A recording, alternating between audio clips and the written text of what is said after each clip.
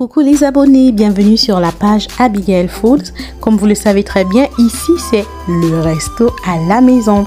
Donc aujourd'hui le menu du jour c'est le bouillon de queue de bœuf. Si vous voulez la recette complète, restez scotchés. Après le générique, je vais vous détailler la recette.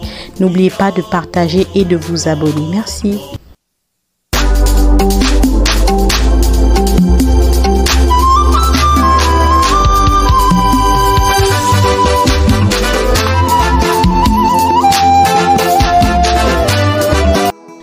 Bonsoir, donc comme je vous ai dit au début de la vidéo, ce soir c'est un bouillon de queue de bœuf. On a besoin de 50 ml de sauce soja. Ensuite on aura besoin de 5 pommes de terre, des grosses pommes, sinon 6 que j'ai découpées, une boule d'oignon, ensuite un cube jumbo, c'est facultatif, c'est pas obligé. Et pour les épices vertes, j'ai utilisé du poireau, poivron vert, échalote, gingembre, ail et sel.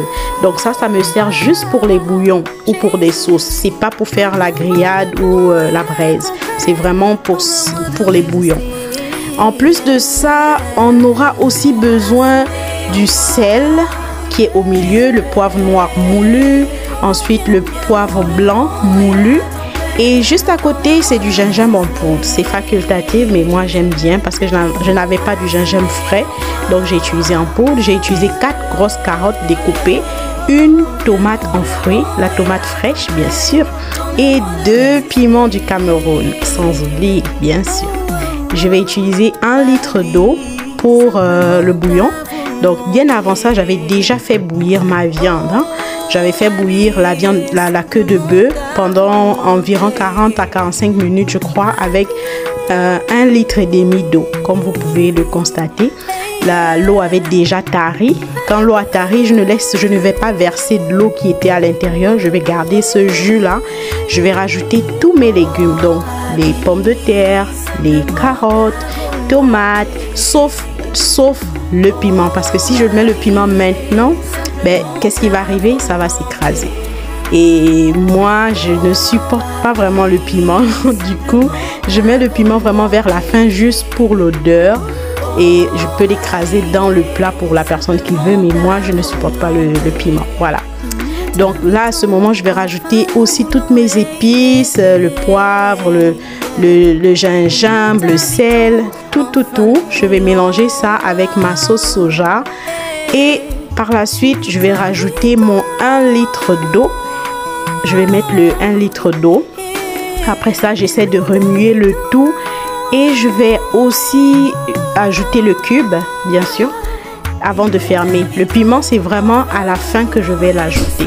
Donc, comme je l'ai mentionné, la sauce soja, c'est pas obligé. Mais moi, j'aime quand mon bouillon, il est vraiment marron. Donc, je rajoute encore un peu parce que ça n'a pas la texture que je veux. Ça n'a pas la couleur que je recherche. J'aime que ce soit marron comme de l'Odica du Gabon. Donc, c'est ça. Là, je rajoute maintenant mon cube jumbo. Comme j'ai dit, c'est facultatif. C'est pas... Certains disent que c'est pas bon pour la santé. Mais bon, moi, j'aime bien. Voilà. Donc, après ça, on va laisser passer au moins 1 heure de temps. On va laisser la viande encore s'attendrir et que la sauce puisse s'apaisir pour avoir un bon bouillon là. Oh my god. Voilà. Ici, le bouillon est presque prêt. Je vais ajouter de l'huile parce que ça prend quand même un peu d'huile pour le bouillon. Et mes 2 piments. L'huile ici, c'est environ 30 ml. C'est vraiment juste un peu. Et je vais laisser encore mijoter pendant au moins 5 à 10 minutes là. Ça dépend des feux. Donc ça peut être 5 minutes, ça peut être 10, ça dépend de la texture que vous voulez pour le bouillon. Est-ce que ça doit être trop épais? Est-ce que ça doit être liquide? Donc voilà, moi mon bouillon il est prêt. Oh my god, j'ai même l'eau à la bouche. Donc bon appétit. Là c'est le moment de dresser la table. Vous savez que Abigail Food c'est le resto à la maison. Donc il faut dresser sa table et servir. On mange comme si on était au resto.